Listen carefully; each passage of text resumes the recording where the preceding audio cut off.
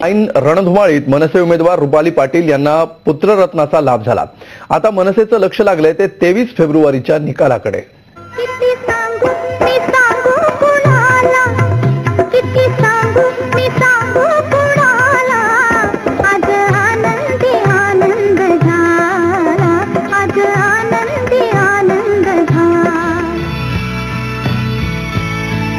हा आनंद झालाय तो मनसे सैनिकांना।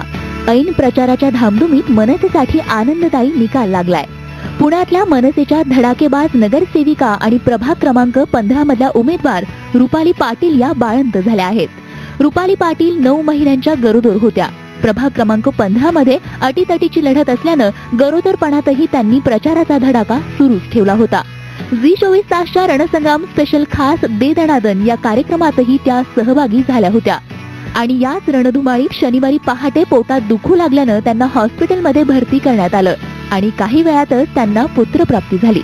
निवडणूक प्रचाराचा रणसंग्राम सुरू असतानाच बाळ झाल्यानं त्याचं नावही आता रणसंग्राम असंच ठेवण्यात येणार आहे। मला म्हणजे अक्षरशः खूप आनंदाचा माझा आजचा क्षण आहे आणि माझी डिलिव्हरी झालेली आहे, मला मुलगा झालेला आहे, पहिला विजय मी मिळवलेला आहे आणि राहिला दुसरा निवडणुकीचा विजय। तर मी केलेल्या कामाची पावती मला माझे 15 मधील नागरिक नक्कीच देतील असा मला ठाम विश्वास आहे।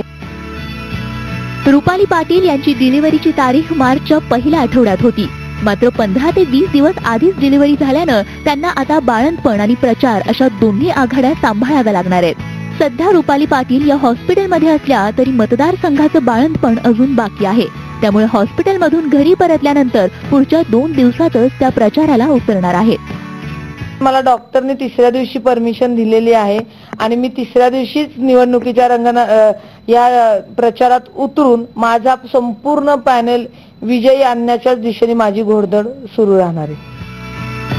मनसे स्टाईल आंदोलन करण्यात नेहमीच अग्रभागी असणाऱ्या रुपाली पाटील डायलॉग डिलिव्हरीतही एकदम भारी आहेत आणि आता तर त्यांची बाळंतपणाची डिलिव्हरी देखील एकदम लक्षवेधी ठरली आहे। रुपाली पाटील यांनी मातृत्वाची लढाई तर जिंकलीये, मात्र आता 21 फेब्रुवारीला होणाऱ्या मतदानानंतर 23 फेब्रुवारीला निवडणुकीचा निकाल लागणार आहे, त्यामुळे महापालिकेची ही लढाई त्या जिंकणार का याकडेच आता सगळ्यांचं लक्ष लागलंय। अश्विनी पवार, झी मीडिया, पुणे। आणि तिसरी बातमी नागपूरहून काँग्रेसमध्ये